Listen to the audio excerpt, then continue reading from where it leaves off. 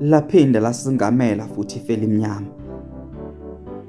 Lasishonela nelanga amathi abuyele kwasifuba manje Nkosi. Baba kuhlwile emhlabeni wethu ukhanyisa. Ngoba zaliwa amaqhawe lomculo kodwa waphilanga. Yebo sibabonile beqhakaza phambi kwethu kodwa bakhulanga. Pho kungani Nkosi ungabavikelanga? Oh dear Somandla. Leni incwadi elotshwe ngosiba losizi. Sikubhalela le ncwadi sikhetha amagama sisaba nokucasula. Nezinhliziyo zethu zibhlungu zophigazi. Ngoba sazi ukuthi senzeni kwemdali sisizwe samabhinqa. Kuyabonakala ukuthi khona lapho sinyathele khona kwashelela unyawo. Vele obala Nkosi ngesibonakalisa ukhulume nathi silungise lapho simoshe khona. Ngasho ngathi siyakusaba ukufa sikufuni. Ngacela ukuba ukususa ukufa eduze kwethu. Kodwa namuhla ukuyekele kanjani ukufa kuba kuthatha umzimba kaMajotha kuvalele ekhabetheni lamakhaza. Kufike kanjani ukufa kulomzimba ogcwele uthando? Kufunani ukufa kulonkonko ogoqe kathathu osewahlula bezizwe?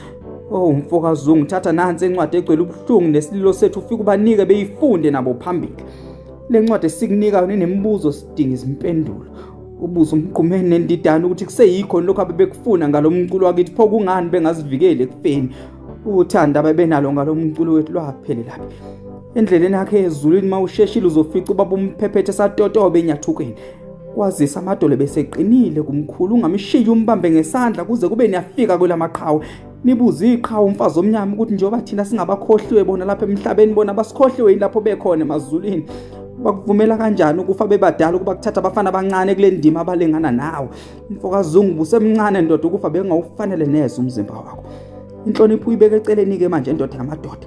Ufika ubuza umfoka molo ukuthi le ndawo kamaphumulo kanti wengayifiseli nokuhle mezovumela ukufa kuba kugadle kuphindelela endaweni yangakubo. Kanti lona ichala halivume kanjani ukuba ukufa kugibele embhedeni wakho obuhlungu? Kumbathe ingubo eyodwa nawe libelazi kahle kamhlophe ichala ukuthi maphumulo ngaphandle kwengoma yakho uguqe ngamadolo. Oh dear Nkulunkulu. Yamukela nayo insizwe besiphila nawo lapha emhlabeni besingayifanele. Uzoyizwa ngephimbela imtonti keneneze ezintabeni ihlebeleli nanela hosha zezulu kuyonanela lezingilozi uqobo. Ukufa bengithi kulala kokugcina imana khona njalo ukuvuka kwanguna phakathi. Njengoba usuvukile ke mfokazi ungihambe uyophila impilo enganakufa nababothu semazulwini usikhumbule nathi lapha emhlabeni. Ube uphahla lensindiso phezulu kwekhanda lethu. Oh dear mdala okumele ukwazi ngathi sisizwe samabhinqa ukuthi nathi singabantu futhi siyabuzwa nobuhlungu. Pho uvumelani ngathi ekufeni.